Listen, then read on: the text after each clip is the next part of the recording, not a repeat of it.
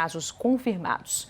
As 106 mortes a mais foram registradas pelas secretarias estaduais de Goiás. Temos aqui os estados para você. Goiás com mais 4 mortes, Maranhão com mais 34 mortes, Mato Grosso com mais 3, Pará com mais 52 mortes, o Piauí com mais 10 e Roraima com mais 3 mortes. E aí a gente destaca o estado de São Paulo também para você, porque é o epicentro da epidemia no país. Então, São Paulo tem esses números atualizados, de acordo com a Secretaria de Saúde do Estado, em relação ao número de mortes, 8.276. Casos confirmados, 123.483 registros. E na capital paulista, gente, a contaminação avançou em bairros de classe média nas zonas leste e oeste. É o que aponta um relatório da Secretaria Municipal de Saúde da Prefeitura de São Paulo. Então, eu já vou chamar aqui a Bruna Macedo mais uma vez. Agora sim, ela vai destrinchar esses números, explicar direitinho o que é que está acontecendo, né, Bruna? Explica, então, há muitos casos ainda sob investigação, né, também. Oi, Thaís, exatamente. Existem muitos casos ainda em investigação, mas a maior parte, por exemplo, da síndrome gripal registrada aqui na capital paulista, teve a confirmação para a Covid-19. A maior parte equivalente aí a 68,3% desses 128 mil casos de síndrome gripal registrados aqui na capital paulista. Esse mesmo relatório que foi feito pela Secretaria de Saúde Municipal aqui da capital aponta que também houve um avanço do registro de casos de Covid-19 em bairros considerados de classe média, como, por exemplo, Vila Mariana, Morumbi e Itaimbibi. Esses 3 bairros têm mais de 1.000 casos registrados da doença, para você ter uma ideia. Nas últimas 24 horas, a cidade registrou 3.173 casos de Covid-19, com 133 mortes. No total, já são 72.172 casos, com 4.605 mortes. A gente entrevistou uma especialista, a doutora Rosana Ristman. Ela é especialista no assunto da Sociedade Brasileira de Infectologia e ela explica que o número de casos reais pode ser ainda maior. Vamos ouvir a entrevista. Tem mais de 128 mil casos em análise de síndrome respiratória leve, aguda leve, que muito provavelmente está relacionado com o Covid. Então, este número oficial que a gente tem, a gente sempre fala, é pelo menos 10, 12 vezes maior do que realmente a gente vai ver na vida real. E em breve, a hora que a gente tiver esses resultados, vocês vão ver que os nossos números aumentam, mas precisamos ter cuidado na análise desses números, porque tem muita coisa represada que vai ficar pronto em termos de exame. E ainda hoje no Agora CNN a gente volta a falar sobre a evolução do coronavírus em São Paulo e também sobre as medidas de flexibilização, né? As medidas que vão ser flexibilizadas na capital paulista. Então, todos esses detalhes para você ainda hoje, nesse começo de manhã. E tem outras notícias também que mexem com a política nacional, tá? O pedido de parlamentares para a volta do Ministério da Segurança Pública, os depoimentos marcados para hoje na Polícia Federal para diferentes inquéritos, fake news e um suposto racismo cometido pelo ministro da Educação, Abraham Weintraub. E além disso, o Tribunal de Contas da União quer saber quais fundamentos embasaram o protocolo sobre o uso da cloroquina no tratamento de pacientes com a Covid-19. Por isso que eu te disse, a quinta-feira promete e a gente vai trazer tudo para você logo cedinho. Agora vamos acompanhar imagens ao vivo, o amanhecer em outras capitais do nosso país. O Rio de Janeiro na sua tela, o sol ainda não apareceu firme e forte, sem chuva nesse momento. É isso, já já a gente volta com mais imagens do Rio de Janeiro. A gente vai para uma pausa rápida, não sai daí, só para um cafezinho, tá? Daqui a pouco tem mais para você.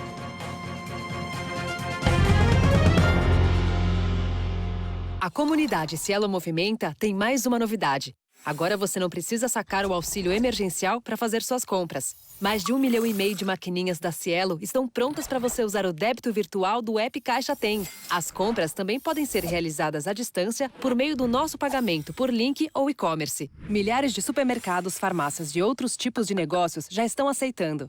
Tenha essas soluções para os seus clientes comprarem no seu negócio. Saiba mais em cielo.com.br.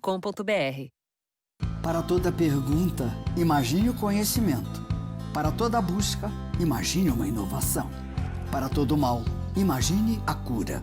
Para você imaginar, a EMS realiza pesquisas inovadoras, investe em tecnologia e desenvolve novos medicamentos que cuidam da sua saúde. Porque quando o mundo está paralisado pelas dúvidas, alguém precisa imaginar as respostas. Medicamentos EMS. Sua saúde merece. Antecipamos as melhores ofertas do ano, só no site e no app do Pão. Aproveite! Todas as fraldas leve 3, pague 2. Produtos de limpeza com 60% de desconto na segunda unidade. Seleção de salgadinhos leve 4, pague 3. Toda linha Hellmann's com 50% na segunda unidade. Só hoje. Ofertas exclusivas no site e no app do Pão.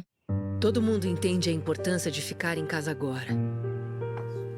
Mas a gente sabe que para você, isso não foi possível. Você precisou sair e encarar seus medos, suas incertezas. Por trás dessas máscaras, dessas luvas, a gente sabe que tem a coragem de gente guerreira. Gente que acorda cedo, que rala, que se arrisca. Gente que está fazendo o que precisa ser feito. O Bradesco reconhece e se inspira no exemplo desses milhões de brasileiros que continuam batalhando todos os dias. Brasileiros que entendem a importância de se desafiarem e de se reinventarem. Que entendem que mais do que nunca é preciso aguentar firme para continuar a construir o nosso futuro do jeito que dá. Hoje. Reinvente o futuro. Bradesco.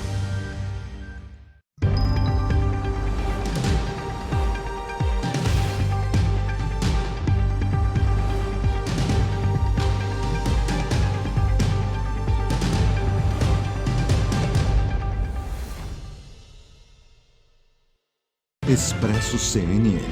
Apoio Cielo. Informação e tecnologia para impulsionar o seu negócio.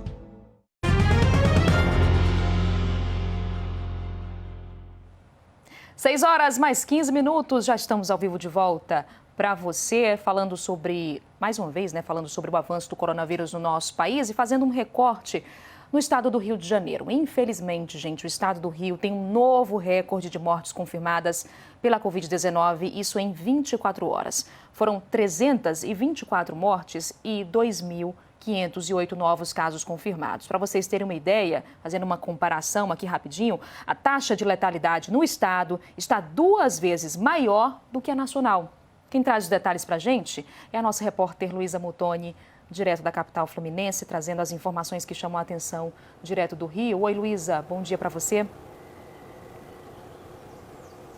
Bom dia, Thaís. Bom dia a todos que nos assistem. Pois é, a taxa de letalidade aqui no estado do Rio de Janeiro está em 10%. E com todos esses dados que você falou aí, o estado do Rio chega hoje a 6.010 mortes e 59.240 casos confirmados. Durante 3 meses de pandemia, o coronavírus matou mais pessoas aqui no Rio de Janeiro do que acidentes de trânsito em todo o Brasil durante todo o ano passado. E o número de infectados já equivale à população de pelo menos 10 municípios aqui do estado do Rio de Janeiro. A capital fluminense segue sendo a cidade com o maior número de casos confirmados e tem quase 10 vezes mais infectados do que Niterói, na região metropolitana, que é a segunda cidade desse ranking. A gente lembra que na última terça-feira o prefeito Marcelo Crivella flexibilizou as medidas de isolamento social aqui na capital fluminense, enquanto o governador Wilson Witzel prorrogou a quarentena pelo menos até a próxima sexta-feira, mas a expectativa é de que a partir da próxima segunda-feira já inicie também o plano de flexibilização em todo o estado do Rio de Janeiro. Thaís. Tá certo, Luísa. Qualquer novidade é só chamar. Obrigada pela sua participação.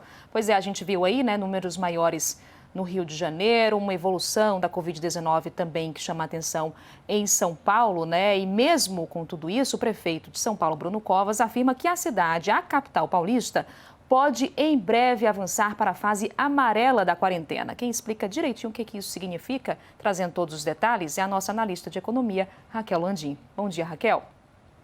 Bom dia, Thaís. Thaís, o prefeito Bruno Covas já planeja e tentar mudar a capital paulista, São Paulo, para a chamada fase amarela do plano de flexibilização da economia a partir do dia 15 de junho.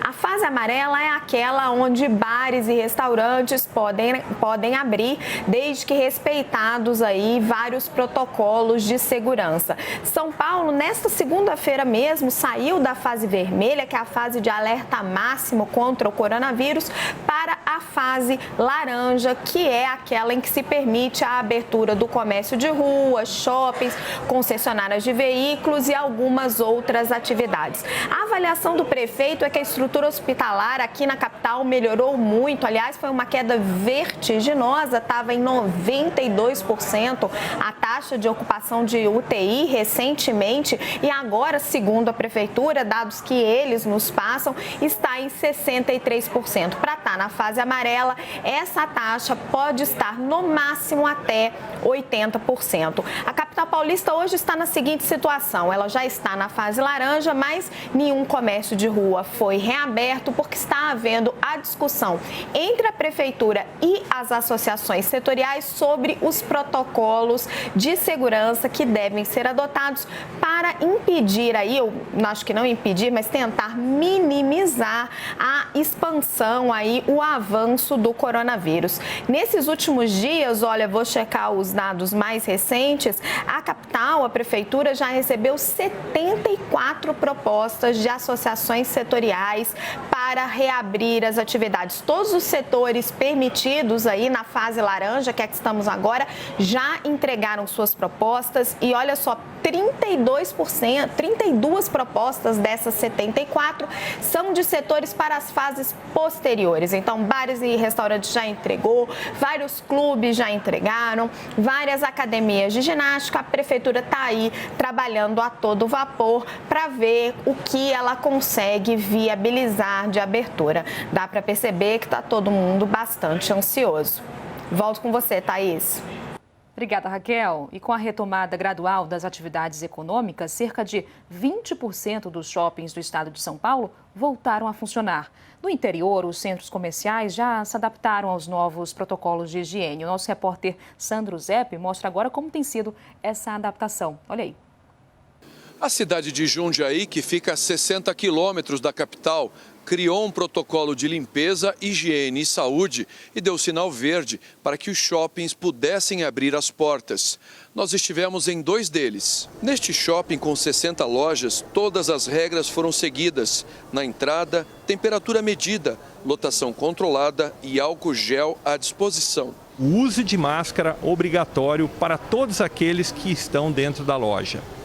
Dispensers com álcool gel devem também estar posicionados dentro dessas lojas.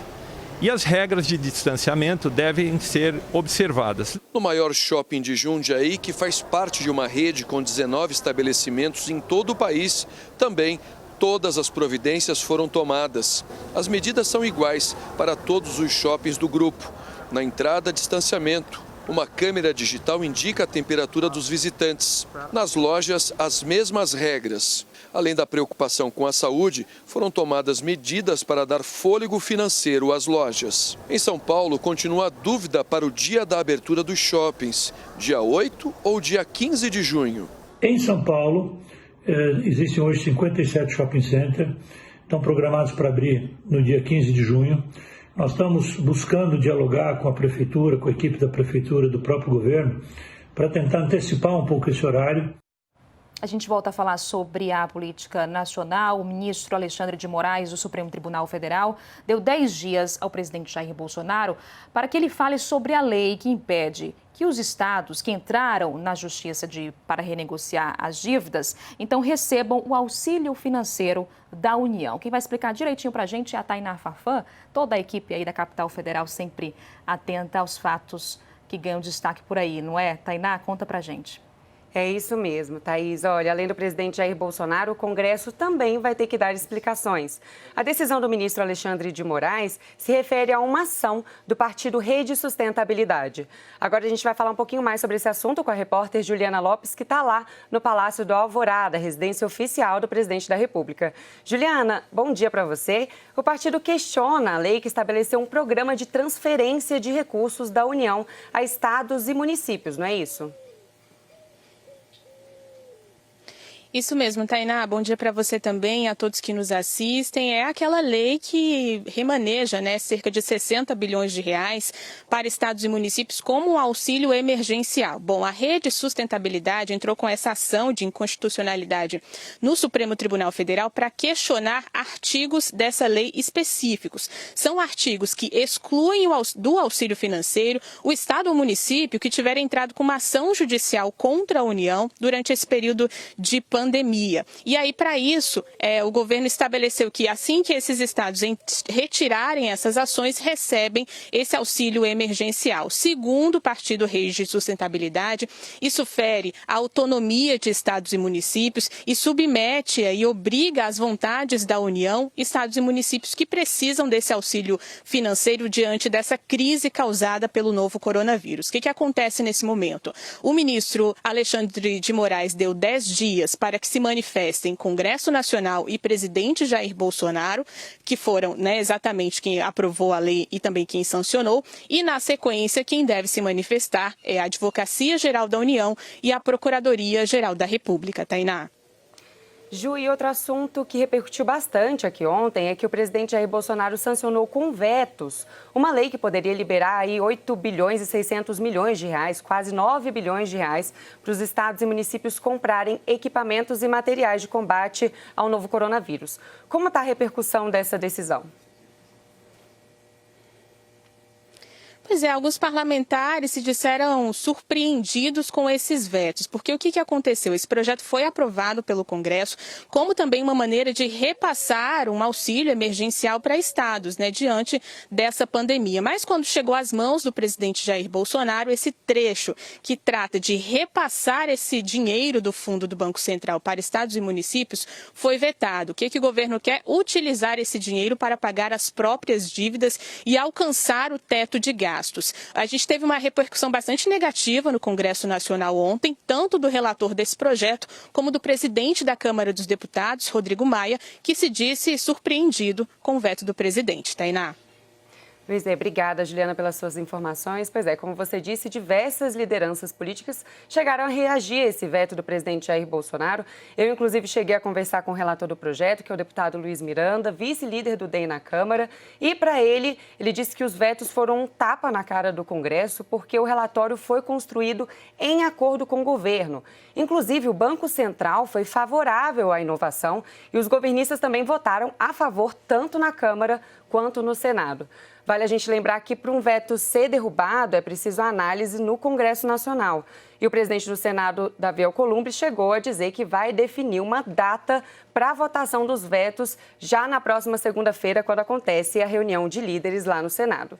Thaís, volto com você. Tá certo, Tainá, obrigada pela sua apuração, pela sua participação também. A gente conversa mais daqui a pouquinho. A gente aproveita esse assunto aí da Tainá para trazer para você informações sobre os impactos da pandemia aqui no nosso Brasil. A produção industrial recuou quase 19% em abril. Foi a queda mais intensa da série histórica e não para por aí, gente. A Thaís Herédia tem os detalhes. O resultado da produção industrial de abril foi um choque, uma queda de quase 19% na comparação com março. Foi o primeiro sinal importante sobre o que aconteceu na economia brasileira nesses 2 primeiros meses, que certamente foram os mais fortes, os mais intensos da quarentena, do isolamento social e da paralisação da atividade econômica. Na próxima semana, o IBGE vai nos contar o que aconteceu no setor de serviços e também no comércio. Serviços, especialmente, a economista esperando queda de até 50% da atividade no mês de abril.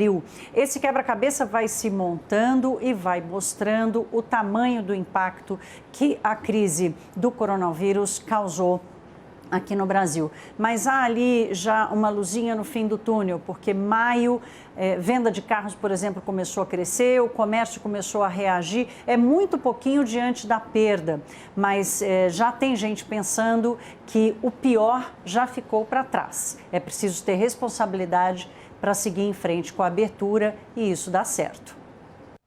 Vamos saber o que é notícia nos principais jornais do país e do mundo? Vem cá comigo, a gente começa com o site da CNN Brasil, destacando essa informação que o Procurador-Geral da República, Augusto Aras, determinou uma apuração preliminar para verificar eventuais indícios de crime nas mensagens enviadas pela deputada federal Carla Zambelli ao ex-ministro da Justiça, Sérgio Moro.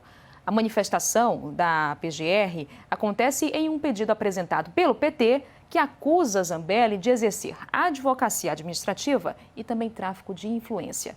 A ação tem como base as conversas trocadas no aplicativo WhatsApp entre Moro e Zambelli antes da decisão do ex-juiz de deixar o governo, né? Essas mensagens, inclusive, a gente já mostrou aqui na programação da CNN Brasil. Então, acessa lá cnnbrasil.com.br. Você vai ter todas essas informações sobre a decisão de Aras de analisar mensagens de Zambelli a Moro. Seguindo, a gente vai agora para o estado de São Paulo, trazendo como destaque, um dos destaques nesta quinta-feira, essa informação que o presidente do Tribunal Superior Eleitoral, o ministro Luiz Roberto Barroso, marcou para a próxima terça-feira o julgamento de duas ações que pedem a cassação da chapa de Jair Bolsonaro e Hamilton Mourão nas eleições de 2018. As ações foram apresentadas pelas coligações dos então candidatos Marina Silva, da Rede, e Guilherme Boulos, do PSOL. A chapa é acusada de promover supostos ataques cibernéticos em grupo de Facebook para beneficiá-la. A gente vai agora do estado de São Paulo para a Folha de São Paulo, falando aí sobre vendas que patinam nas regiões que reabriram o comércio. A retomada da economia será lenta nos primeiros estados a reabrir o comércio após a pandemia do novo coronavírus. Esse é o destaque da Folha de São Paulo desta quinta-feira. A preocupação dos consumidores com o risco de contaminação e com a perda do emprego deve influenciar na retomada. Então, os volumes de vendas estão abaixo da média registrada antes da pandemia e o foco ainda está na questão dos produtos de alimentação e higiene. Também temos informações que ganham destaque, que vem da economia, e a gente traz o valor econômico, tá? O valor econômico, então, traz a seguinte informação: 1/3 das famílias das classes A e B solicitou auxílio emergencial de R$ 600 ao governo federal. 69% foram aprovadas para receber o benefício, tá? Segundo a pesquisa realizada pelo Instituto Locomotiva, quase 4 milhões de famílias têm algum integrante recebendo o dinheiro. O auxílio é pago pela União para ajudar trabalhadores informais, microempreendedores individuais e também desempregados.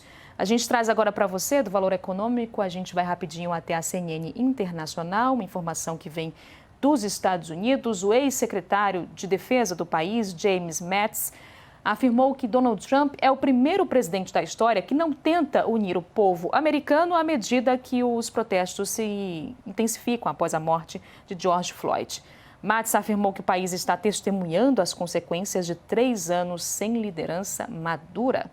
Então é isso, gente. A gente vai seguindo aqui com o nosso noticiário, ainda falando sobre os Estados Unidos. O país teve mais um dia de protestos pela morte de George Floyd. Esses protestos que começaram na semana passada, que pedem também o fim da violência policial no país.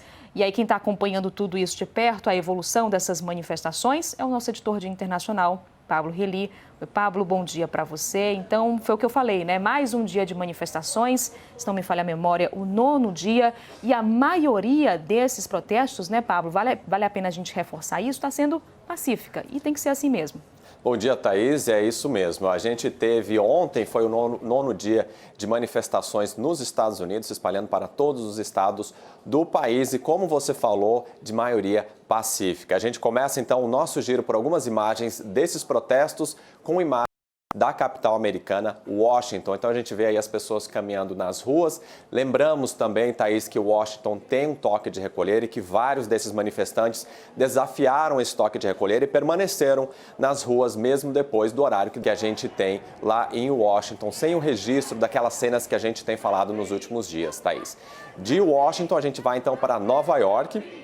Nova York também teve um dia aí que ao longo do dia foi pacífico em grande parte, com alguns casos separados de confrontos, de manifestantes às vezes jogando garrafa contra policiais. Então, grande parte ele permaneceu assim. Só no final da noite, no Brooklyn, que a gente tem também uma ação policial contra manifestantes. Lembrando que esses manifestantes também violaram o toque de interruptas em todos os Estados Unidos. E aqui, essa calçada virou um ponto de peregrinação para pessoas que vêm pedir paz, justiça e principalmente o final do racismo. Talvez nós tenhamos chegado ao ponto auge dessa jornada de manifestações. Na tarde de participaram da ação, foram indiciados e agora os 4 vão responder por homicídio de 2º grau, que aqui na chamada Common Law, que é o sistema judicial dos Estados Unidos, significa algo como a intenção de cometer contra a vítima uma agressão desmedida, um excesso de força que pode levar à morte. O assassinato de 2º grau prevê que o agressor não tinha a pretensão primordial, primária, de matar a vítima, mas sabia que aquele excesso de violência poderia levar à morte da vítima. Esse é o chamado assassinato em 2º grau, que, segundo as penas do estado de Minnesota, podem levar a 40 anos de prisão, mas a pena pode ser aumentada porque os 4 policiais vão ser também julgados pelos agravantes do crime. E a gente continua acompanhando daqui, da cidade de Minneapolis, Minnesota, Marcelo Favalli, para o Agora CNN. Obrigada, Favalli. Pablo, continua a conversa aqui com você, o nosso bate-papo, pegando justamente uma informação que o Favalli trouxe agora, de que os 4 policiais, naquele momento, né, emblemático, aquele momento em que George Floyd é sufocado pelo policial, então os 4 agentes vão ser responsabilizados por esse crime. Então, como foi que a família reagiu a essas acusações? Thaís, a gente acompanhou ontem, ao longo do dia na CNN, a visita de alguns familiares do George Floyd ao local onde foi morto na semana passada. E a gente tem uma reação de do filho do George Floyd, falando sobre justiça. Ele recebeu bem essa notícia da acusação contra todos os ex-policiais. E a gente vai dar uma conferida numa declaração curtinha dele agora. I am happy that all the officers have been arrested. My father have not been killed like this. We deserve justice. That's all I have to say. Pois é, Thaís, além do filho do George Floyd, a gente também tem um advogado da família dizendo que espera que esse seja um momento de mudança para um sistema que eles chamam de sistema judicial que age de forma diferente para negros e para brancos lá nos Estados Unidos. Então, só para lembrar, Thaís, a gente tem essas cerimônias em homenagem ao George Floyd acontecendo hoje, uma em Nova York e outra em Minneapolis, que a gente vai cobrir com nossos correspondentes. A gente volta a qualquer informação ao longo da programação. Com certeza, Pablo disse tudo. Você que está sempre com a gente na CNN Brasil pode conferir em primeira mão o que acontece em vários estados nos Estados Unidos e também em outros países em relação a essas manifestações pela morte de George Floyd, pedindo menos violência policial, contra o racismo também. Obrigada, Pablo. Bom trabalho para você. De volta ao nosso Brasil, congressistas da Frente Parlamentar da Segurança Pública, a conhecida bancada da bala, devem se reunir hoje com os ministros da Secretaria-Geral da Presidência, Jorge de Oliveira, e da Justiça, André Mendonça. E aí, na pauta desse encontro, o pedido de recriação do Ministério da Segurança Pública. Tainá Fafam, é com você agora. Pois é, Thaís, os parlamentares devem se encontrar também com o presidente Jair Bolsonaro, que essa semana, em entrevista à imprensa, chegou a manifestar mais uma vez a vontade de desmembrar o Ministério da Justiça e Segurança Pública em 2 pastas. A gente vai voltar a falar com a repórter Juliana Lopes, que está lá no Palácio do Alvorada. Juliana, o presidente já tem um nome para assumir essa nova pasta? Quem são os cotados? Sim, Tainá, nós pintamos alguns cenários ontem aqui ao longo da programação da CNN, né? Eu trouxe mais cedo que a bancada da Segurança Pública, a famosa bancada da bala, apoia o nome do ex-deputado federal Alberto Fraga, que é aliado do presidente, amigo de longa data também de Jair Bolsonaro, mas outros nomes foram cotados. Ontem falamos da possibilidade de Anderson Torres assumir essa vaga na nova pasta, ele que atualmente é secretário de Segurança Pública aqui do Distrito Federal e teve até o nome ventilado para assumir o Ministério da Justiça depois da saída do ex-ministro Sérgio Moro. Possibilidade também do ministro Ramos, né, ministro que participa aí da articulação dentro do Palácio do Planalto, a assumir essa vaga no Ministério da Segurança Pública. Ele seria retirado, então, dessa função dentro do Palácio do Planalto e até há uma possibilidade de o ex-deputado federal Alberto Fraga assumir esse posto. Enfim, uma troca troca de cadeiras que precisa ser observada com atenção nos próximos dias e nas próximas horas. Hoje, como você adiantou, temos uma reunião importante da bancada da Segurança Pública dentro do Palácio do Planalto para definir, entre outros pontos, as atribuições dessa nova pasta que pode ser desmembrada do Ministério da Justiça. Vamos acompanhar com atenção, Tainá. Vamos acompanhar sim. Juliana, obrigada pelas suas informações. A gente vai acompanhar esse desmembramento dessa pasta, esse possível desmembramento e toda a articulação aí, quem serão os cotados para essa pasta. Thaís, minha parceira, volto com você. Tá certo, Tainá, obrigada. E eu já chamo aqui o nosso analista de política, Ricardo Caldas, para a gente entender então o que está por trás desse possível desmembramento. O Ricardo Caldas já está por aí? A gente já tem aqui o Ricardo Caldas. Obrigada pela participação de sempre. Ricardo, seja bem-vindo, um ótimo dia para você. Então vamos lá, vamos fazer essa leitura juntos. Qual é o entendimento que nós podemos ter com essa mudança de movimento aí, né? O Alberto Fraga era tido como favorito para assumir o Ministério da Segurança Pública, caso o presidente, de fato, escolha fazer essa divisão. Como a nossa repórter Juliana Lopes acabou de falar, é uma troca de cadeiras aí que a gente precisa ficar acompanhando de perto. Os nomes ainda estão sendo cotados, né? Não tem nada definido ainda não. É verdade. Surgiu o nome também do secretário de Segurança do Distrito Federal, Anderson Torres.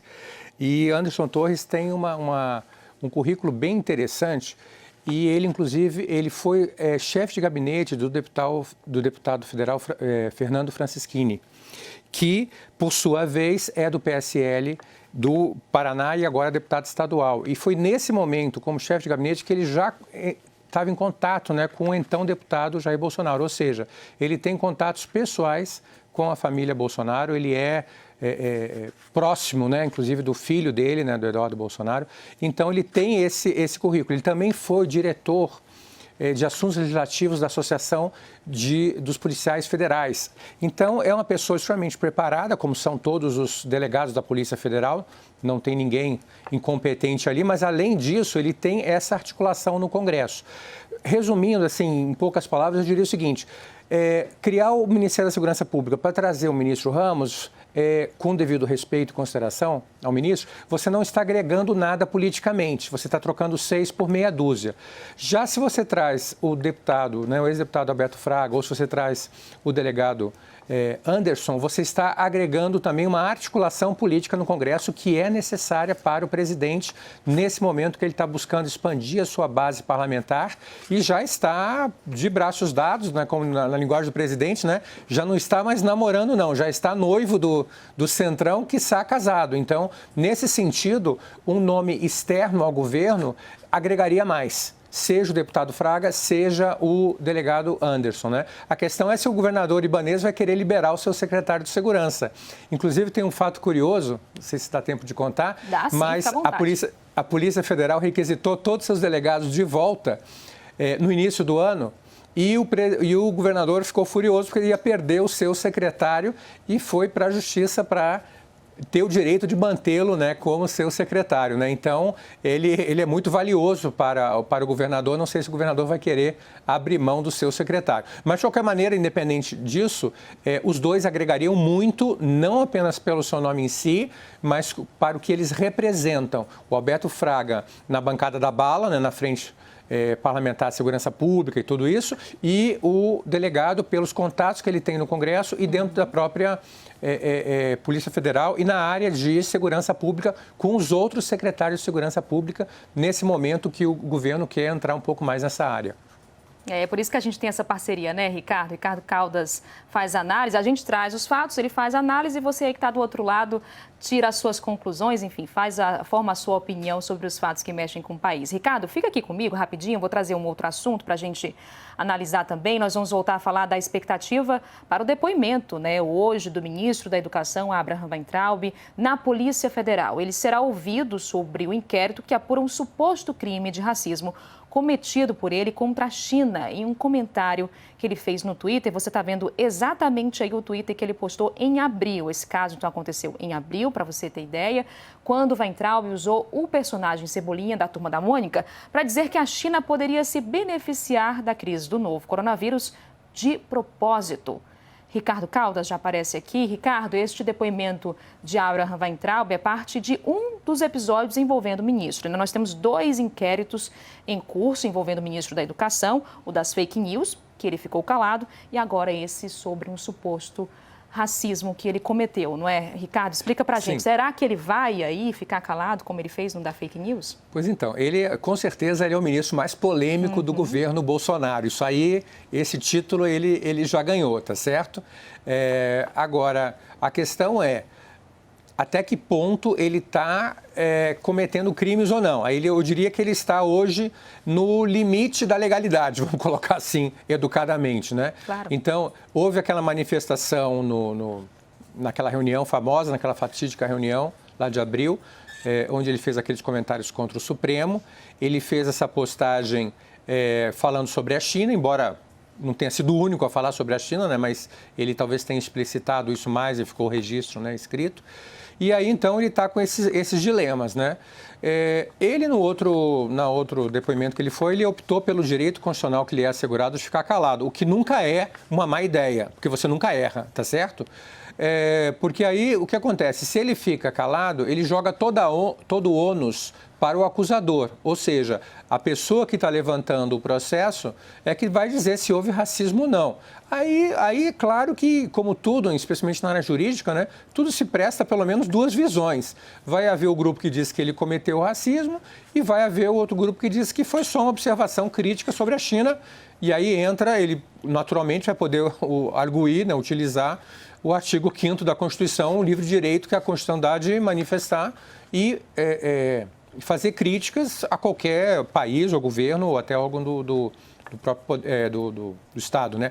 Agora, tem uma coisa que surgiu, um fato novo, importante, até grave, que surgiu que acabou por favorecer o ministro, não nesse caso, mas no outro caso, que foi aquela troca, aquele vazamento do WhatsApp do ministro, justamente o ministro Celso, né? Celso de Mello, isso. Então, quando ele compara o governo com a Alemanha nazista, e aí depois, na resposta que ele dá, o que ele diz? Era uma mensagem privada apenas para amigos, não é uma nota oficial da Suprema Corte. Nem poderia ser, tá certo? Então, assim, ele pode usar esse argumento para dizer o seguinte, foi só uma troca de Twitter com amigos, não tive a finalidade, o fim de ofender ninguém. Então, ele pode dizer isso também, não houve ofensa, ele não quis ofender. Tá certo, Ricardo. Obrigada pela sua análise de sempre. A gente vai seguindo aqui com o nosso noticiário. A deputada Carla Zambelli também deve prestar depoimento hoje à tarde na sede da Polícia Federal em Brasília. A deputada, só para você entender, porque são vários inquéritos, várias investigações acontecendo no nosso país, a deputada é um dos alvos daquele inquérito das fake news, esse que a gente está conversando com o Ricardo, a gente pegou um pouquinho ali do assunto com ele, e esse inquérito que apura notícias falsas e ameaças a ministros do Supremo Tribunal Federal. Ela prestaria depoimento na última terça-feira, mas a defesa alegou que ela tinha tido acesso, que não tinha tido acesso aos autos do processo. A oitiva, então, foi adiada para esta quinta-feira. Então, hoje o depoimento de Carla Zambelli está marcado para hoje à tarde na Polícia Federal de Brasília. E o Tribunal de Contas da União cobrou que o Ministério da Saúde apresente a fundamentação legal que orientou o novo protocolo que libera o uso da cloroquina para pacientes com sintomas leves da Covid-19 no Brasil. Natália André está chegando para trazer essas informações. Natália, qual o prazo para a pasta apresentar uma resposta?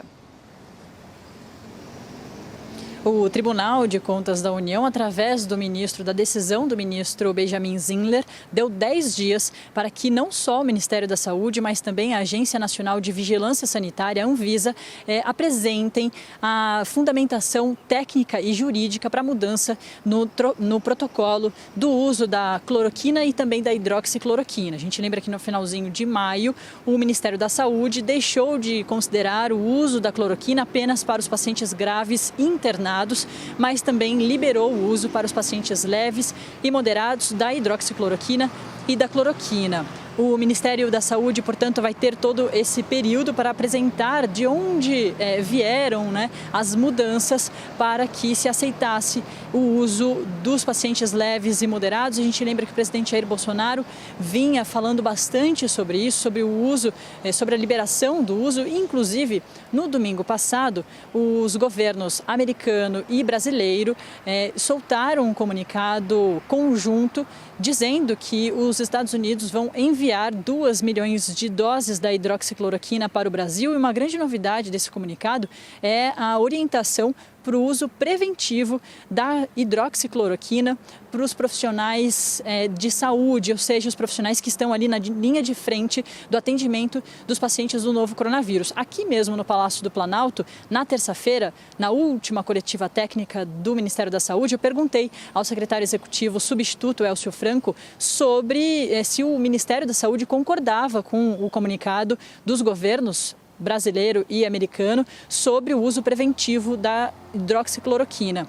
E Elcio Franco, secretário executivo substituto, que entrou no lugar do general Eduardo Pazuello, que está interinamente à frente do Ministério da Saúde, o secretário disse que o Ministério da Saúde não vai mudar a orientação em relação ao uso preventivo, enquanto não houver uma eficácia científica.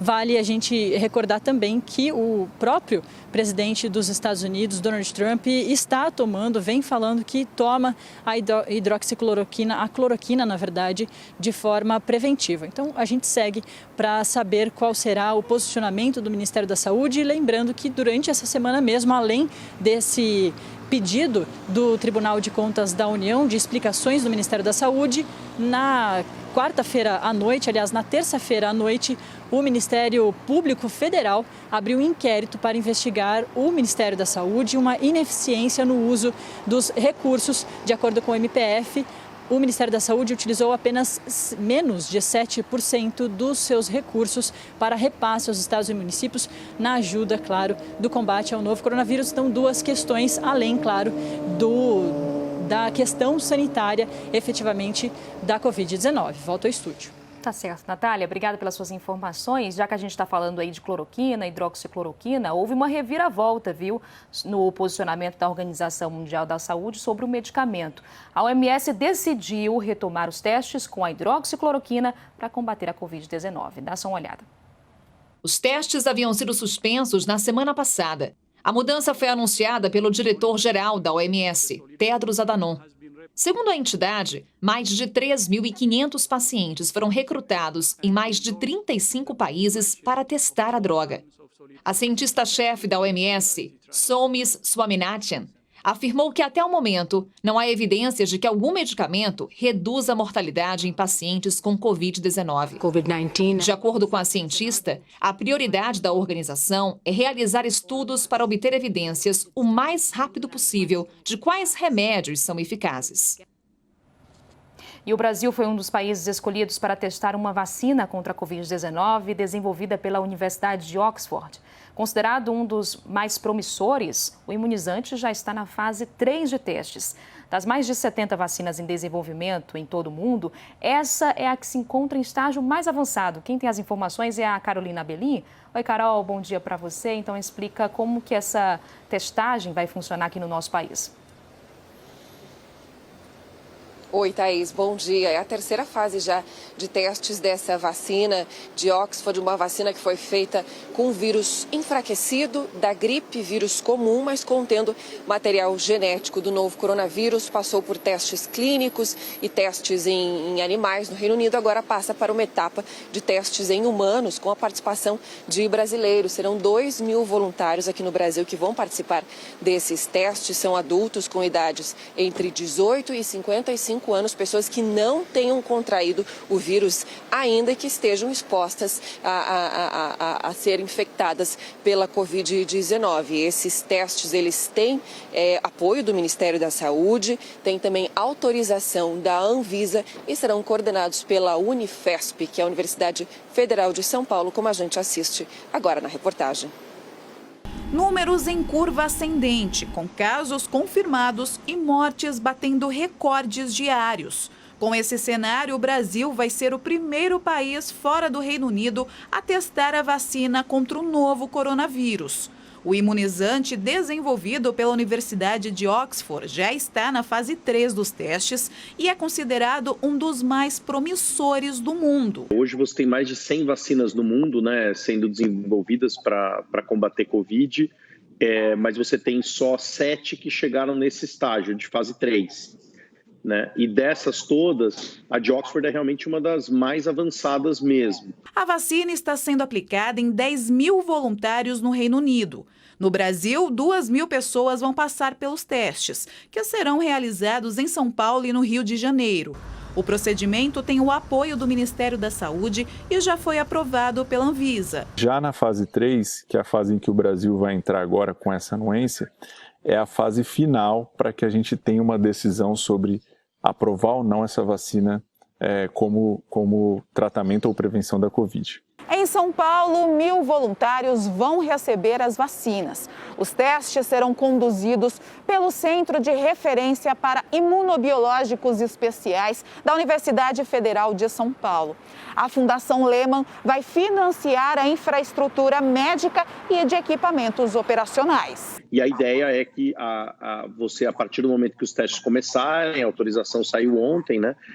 Você possa receber 100 pessoas por dia que vão ser vacinadas. A partir de agora, os trabalhos de testes e análises serão desenvolvidos no Brasil por conta do momento que o país enfrenta no combate à Covid-19.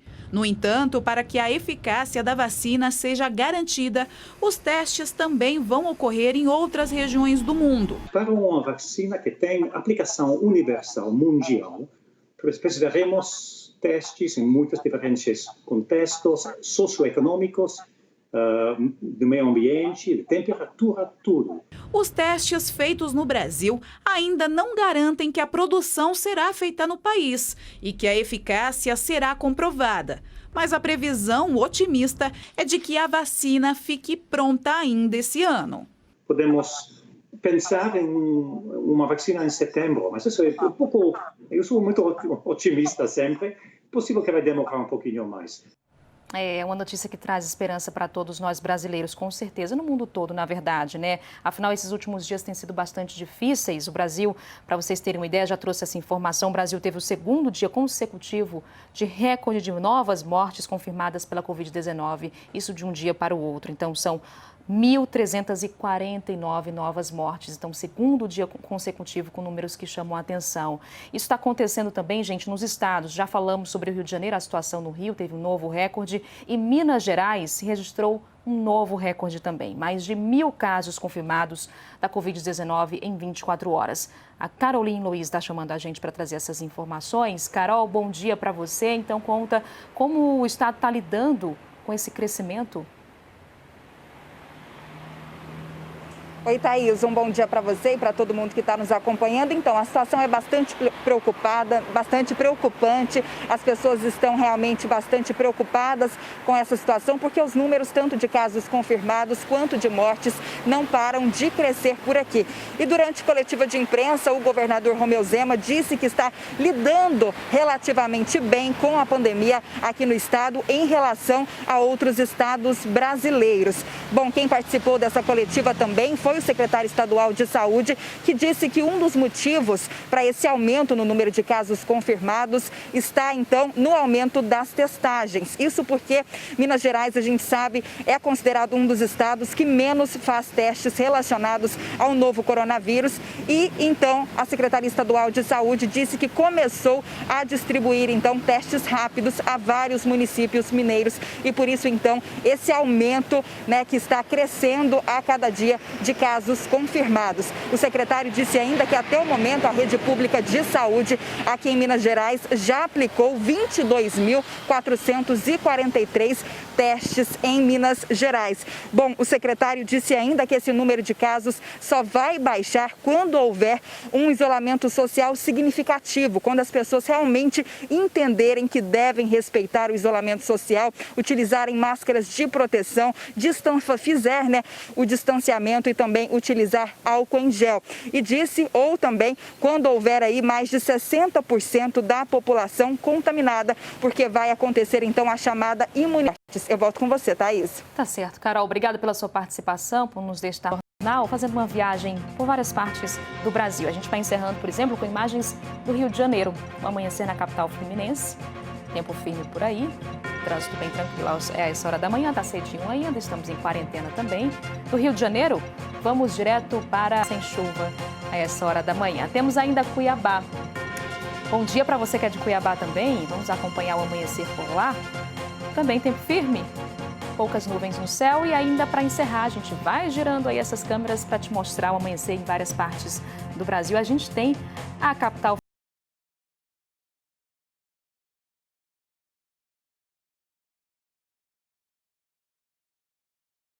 Brasília. Então é isso. Obrigada pela sua participação. A gente se encontra amanhã às 6 em ponto, hoje quinta-feira.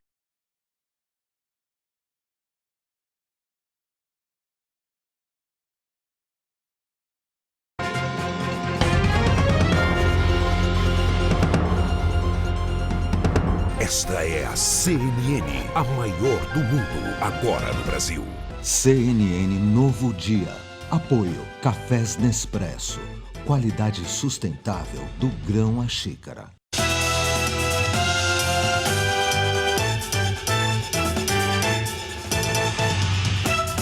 Olá, muito bom dia para você. Mais um CNN Novo Dia começando. Seja bem-vindo, seja bem-vinda. Nós vamos juntos até às 10 horas da manhã. Um bom dia para você, Elisa. Bom dia, Evandro. Mais uma vez juntos aqui pelas próximas 3 horas com as principais notícias do dia. E vou te contar que essa quinta-feira tem notícia, olha, demais. A gente vai falar sobre vários assuntos. Um deles é a expectativa enorme que está envolvido no inquérito que apura ali um suposto ato de racismo do ministro da Educação, depois de uma publicação no Twitter em que ele cita o Cebolinha, faz ali para hoje o depoimento do ministro da Educação e, claro, a gente vai aqui apurar as informações e trazer as análises. Nós vamos falar também da aproximação do governo federal com os chamados partidos do Centrão. Tem mais 3 novos cargos para pessoas ligadas a estes partidos no Instituto Nacional de Tecnologia da Informação. A gente traz os nomes e de que forma essa aproximação significa para a administração do governo federal e também para as relações com o Congresso. Mas o assunto que está em alta, quais serão os efeitos do veto do presidente da República em cima dos mais de 8 bilhões de reais que seriam destinados a estados e municípios no combate ao novo coronavírus? O que isso significa? Como que os estados vão se virar sem essa verba que estava ali prevista para sair? O presidente vetou e a gente traz para vocês os efeitos dessa decisão. E é claro, a gente atualiza também as informações sobre manifestações que se espalham pelo mundo depois da morte de George Floyd, o ex-segurança de 46 anos que foi sufocado por um policial. Essas manifestações crescem a cada dia em todo o mundo e principalmente nos Estados Unidos.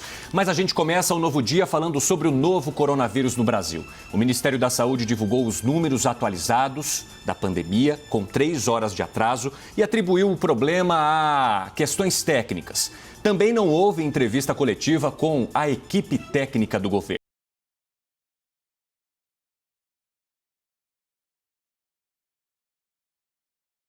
Coronavírus. Vejam aí, em 24 horas, 1.349 mortes. Apenas em 24 horas é um recorde. Nunca antes no Brasil a gente havia anunciado esse número. O país possui agora, então, 32.548, esse é o registro de mortes, mais de 32 mil pessoas que perderam a vida, segundo dados do Ministério da Saúde.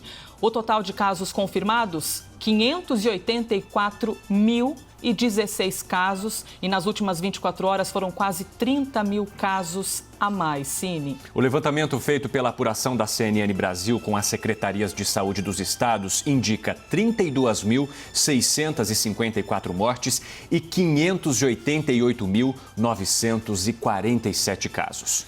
A gente começou o jornal aqui trazendo já alguns destaques para vocês, apenas alguns, porque o dia está cheio de notícias. Aí se você fica com aquele sentimento, como é que eu vou entender tudo isso? Como é que eu vou organizar?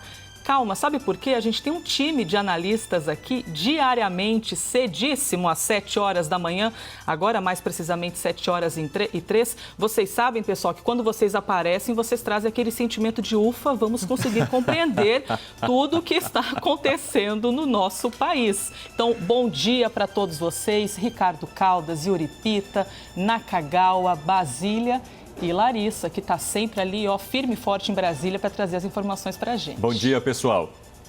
Bom dia. Bom dia, gente. Bom, começo então com uma notícia do ministro Alexandre de Moraes, do Supremo Tribunal Federal. Ele deu 10 dias ao presidente Jair Bolsonaro para falar sobre a lei que impede os estados de entrarem na justiça para renegociar dívidas. Uma das medidas que, segundo especialistas, pode dar folga nas contas dos estados em meio à pandemia. Vocês acompanham agora com a gente essa decisão do ministro Alexandre de Moraes, que se refere a uma ação da Rede Sustentabilidade.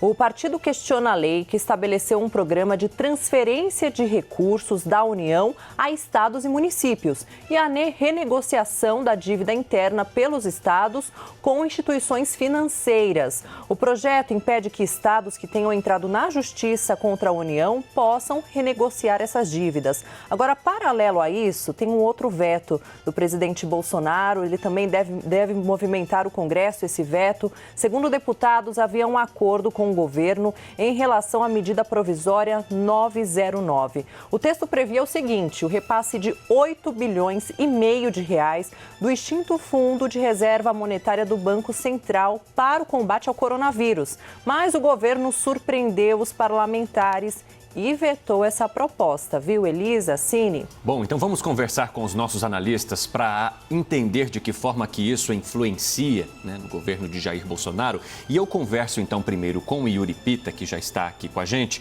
Yuri, nós temos falado muito sobre a aproximação do governo federal com os partidos do Centrão e uma tentativa também de aproximação com o Congresso Nacional para poder governar. De que forma que este veto, que pegou então os parlamentares, entre aspas, de surpresa, pode influenciar nessas relações aí do governo federal com o Congresso, principalmente com o Centrão? Bom dia. Bom dia, Evandro. Bom dia a todos. A grande questão é essa: se o Centrão vai ajudar o governo a manter esse veto ou se vai ter algum tipo de racha ali no grupo. É um grupo que a gente está falando mais ou menos, as contas variam conforme se coloca as legendas no pacote ali do chamado Centrão. Pode ser que esse veto seja derrubado pelo Congresso. O Congresso pode derrubar o veto. E aí, isso fica nítido que o Centrão é fundamental na conta, na matemática ali, na aritmética do Congresso, para manter ou derrubar o veto. E isso fica evidente. A gente vinha falando que a aproximação do governo com o Centrão teve início, num primeiro momento, para dar uma sustentação ali ao governo e para barrar qualquer tentativa de pedido de impeachment. Porque você precisa de uma votação bastante expressiva no Congresso, 342 votos, e com 171 votos você consegue segurar qualquer pedido de impeachment. E aí a aliança com o Centrão seria suficiente. Mas, como tem uma série de medidas que dependem de sanção e veto do presidente e que podem ter, eventualmente, reação no Congresso, vai ser mais um teste de prova para essa aproximação do governo com os partidos que a gente chama de Centrão. Ricardo Caldas, é fato que o Centrão vem ganhando espaço no governo Bolsonaro, né? Como você avalia isso? Já falou algumas vezes que é um movimento normal até que ponto? Veja bem, bom dia a todos, né? O presidente foi eleito por um partido que praticamente não tinha representação no Congresso, era muito inexpressiva, coisa de 5, 6 parlamentares. E esse partido foi até um partido que teve um bom resultado eleitoral, não apenas com o presidente, mas também no parlamento, se tornando o segundo, em alguns momentos o primeiro, ficou disputando a liderança com o Partido dos Trabalhadores pelo primeiro lugar. Só que houve um racha muito grande nesse partido, em que tem em torno de, chegou a ter 50, quase 60 deputados, e agora está em torno de 40 e poucos, não chega a 50. E esse partido rachou porque houve uma disputa do presidente com a liderança do partido, e o presidente conta apenas com a metade dos deputados desse partido, ou seja, em torno de 20, 25. Não é preciso ser um gênio em política, nem ter doutorado em matemática ou aritmética para ver que com esse número você não consegue aprovar nada no Congresso. Então você realmente precisa